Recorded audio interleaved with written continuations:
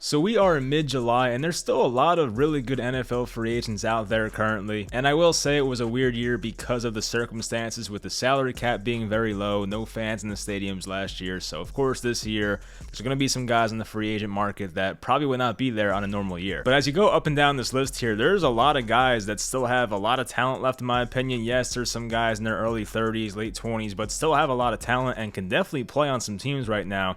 So we'll find out where these guys sign, if they sign, but I do think some of these guys will end up on teams by the time training camp actually comes around. So let's go over some of the best remaining free agents in the NFL as of July 13th, 2021. So first, let's talk about a pair of veteran offensive linemen. One is the right tackle, formerly of the Kansas City Chiefs, Mitchell Schwartz, and one is the right guard, David DeCastro, who was pretty recently released by the Pittsburgh Steelers. Now, Mitchell Schwartz missed a lot of last season. I think he played in like 6 games. Maybe I'm wrong about that, but he missed, I would say, at least over half the season last year. Did not play in the playoffs, of course, and then Patrick Mahomes was in the Super Bowl running for his life, and that was part of the problem, was not having Mitchell Schwartz. Now, the Chiefs, of course, they traded for Orlando Brown. They brought in Joe Thuney. They have a pretty good offensive line over there, it seems like. They still have a right tackle spot open. I don't know if they have the cap space to make that one happen, though. But according to overthecap.com, the Chiefs do have near $8 million left in cap space, so maybe he comes back on a discount and makes it happen, like a 1-year, $4 million type deal,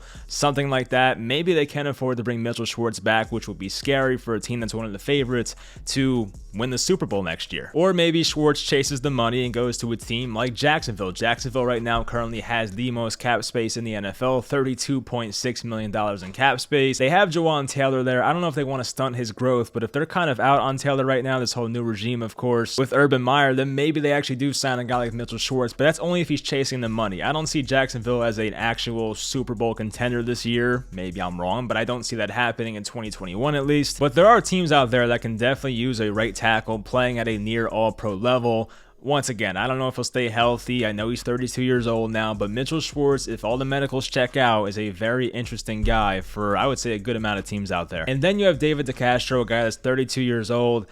I don't know if DeCastro even wants to play anymore. Same thing with Mitchell Schwartz, I forgot to mention. Like, these guys could retire. There is a world where that happens. Now, it hasn't been officially announced yet, but there is a possibility based on the injuries these guys have had in recent years that they just want to hang it up and not play anymore. But just like Schwartz, if the medicals check out, you would have to think there are some teams that would want David DeCastro on their team. Now, I don't know if DeCastro wants to go to a contender or chase the money, but if he wants the money, I could see the Jets being in play here. It's somewhat near Pittsburgh. It's a pretty long car ride, but it's not crazy far from Pittsburgh. They have Greg Van Roten, who's also 31 years old, and let's be honest, he's not David DeCastro. So if the medicals check out and the Jets want him and he wants to go get the money with the Jets, who do have a lot of cap space, I could see that one happening. They got Morgan Moses recently. That offensive line for the Jets is slowly really getting pretty good. You have Mekhi Becton, Elijah Vera Tucker, Connor McGovern, you have Morgan Moses. If you had David DeCastro, it's a pretty good offensive line, so we'll find out what he wants to do, but I could see the Jets being in play if DeCastro wants to go that route. Next, we have a couple of cornerbacks, Steven Nelson and Richard Sherman. So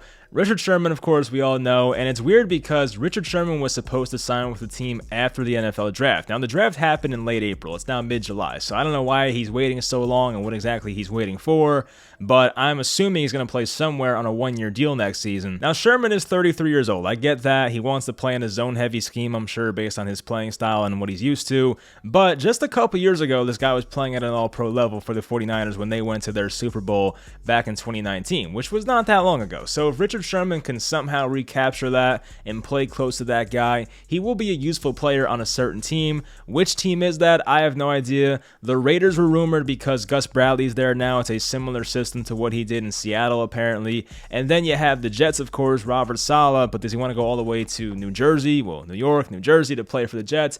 I don't know. And for Steven Nelson, I am surprised he's not signed yet because he's actually played very well for a long time. He had a nice career with the Chiefs, then went to the Pittsburgh Steelers and played very well in 2019, had a good year in 2020. He was a cap casualty this offseason because, the Steelers had a bad cap situation over there. But even at the age of 28, which is really not that old, I get you want a younger cornerback, but cornerbacks can still be good at 28 years old. Steven Nelson remains unsigned this deep in the free agency. Now, it was rumored that Darius Slay wants him to join the Philadelphia Eagles and pair up there. I could see that happening, of course, but Steven Nelson, I think, will be a good outside corner for some team out there. there. Not sure which one it will be. Maybe it will be the Eagles. We'll find out. Next, we have a pair of veteran pass rushers, Melvin Ingram and Justin Houston. Now, both guys are 32 years old, which is the elephant in the room. I get that. But Justin Houston specifically has been playing well.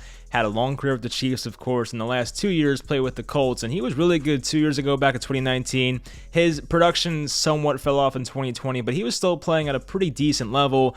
I feel like Justin Houston, as a rotational pass rusher, can definitely be a useful piece. Does he want to do that?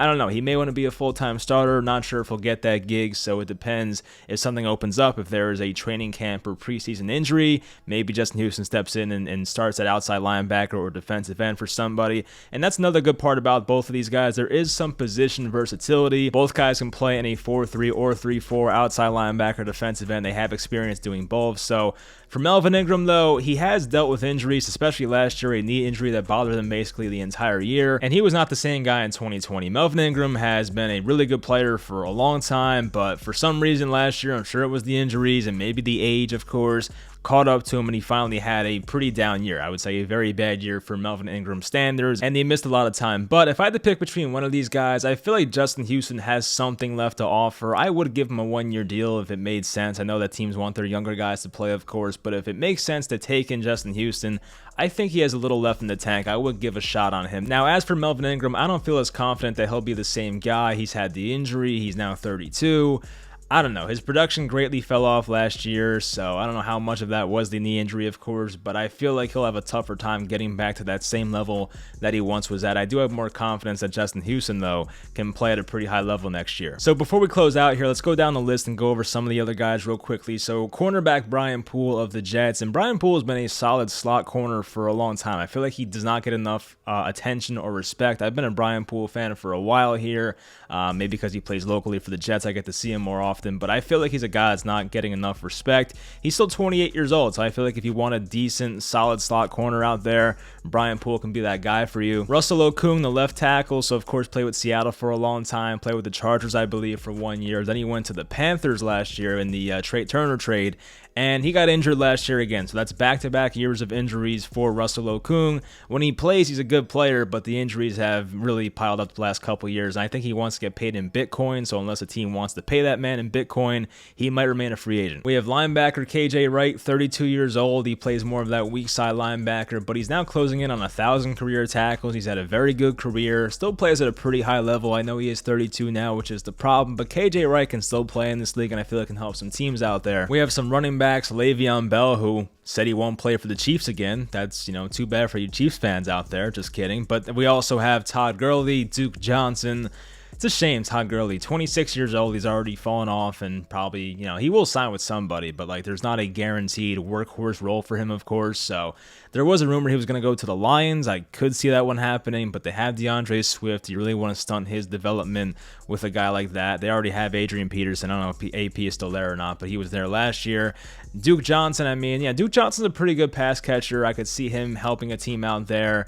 Every team, of course, can use a pass-catching running back, so I could see Duke Johnson going somewhere. I think my dreams of having Duke Johnson as a three-down back is probably not going to happen anytime soon, but if he does, then that would be great. Some other guys here, Olivier Vernon, an edge rusher. He tore his Achilles towards the end of last year. Very bad timing. He was having a pretty nice season for the Browns, actually, so that was a shame. Bad timing for him. Malik Hooker, ton of potential, former first-round pick, still just 25 years old. The Colts, of course, did not bring him back, so that's a guy out there that if you want to take the chance on a guy with a lot of talent but doesn't stay healthy, that could be a guy for you. Some veteran defensive lineman, Jarrell Casey, he was traded for by Denver last year, only played like a month, and then he got injured the rest of the season, so he's now 31 years old, had a very good track record with the Titans for a long time, so maybe a team takes a shot on him. K'Wan Short with Carolina, he's been hurt a lot recently, but at one point was playing at a very high level. And then we have Geno Atkins, and Geno Atkins was a weird case last year because he was healthy technically, but he was getting benched a lot and had the younger guys playing over him for Cincinnati. Of course, the Bengals were not in playoff contention, so I get it, but Geno Atkins probably wants to be on a contender somewhere, so he'll probably get a shot. I just don't know which team wants him exactly. I actually forgot about this, but Quan Alexander, still 27 years old, is a free agent. Now, he did tear his Achilles at the end of last year, just like Olivier Vernon. So that was terrible timing, but you know, he played with the Buccaneers, athletic linebacker, then of course signed that big deal with the 49ers, went to the Super Bowl there, then got traded to New Orleans. I guess the Saints were going all in for, of course, last year. That did not work out. He tore his Achilles in like week 16 or 17. So the man is rehabbing. We'll find out where he goes, but he's still 27 years old. He's a pretty good player when he's healthy, but that is a shame. A very bad time for that injury. There are some other guys. Alshon Jeffrey's now 31 years old. I saw Josh Gordon's trying to get reinstated, so don't know which team will take a shot on that. My old friend Golden Tate, I don't know where he will go at 33 years old, but Larry Fitzgerald, there's a guy we'll end with right there. Larry Fitzgerald at 38 years old. I got an alert the other day that he's still not sure if he wants to come back or not. The Cardinals, of course, added some guys at wide receiver, so I'm not exactly sure if there will be a spot for him. They got AJ Green, they got Rondale Moore, so I don't know if, you know, Larry Fitzgerald would even play that much, but if he wants to kind of sit on the bench and be more of that veteran mentor type guy, then I'm sure the Cardinals would like to have him back at the age of 38 years old now, which is crazy. The guy's been playing since 2004. That was the draft class he was in, so it would be crazy if he's still playing by 2021 as a wide receiver. But anyway, that will do it for this video. Leave in the comments, where do you think some of these guys will go? Hopefully you guys enjoyed this video, and I'll talk to you guys next time.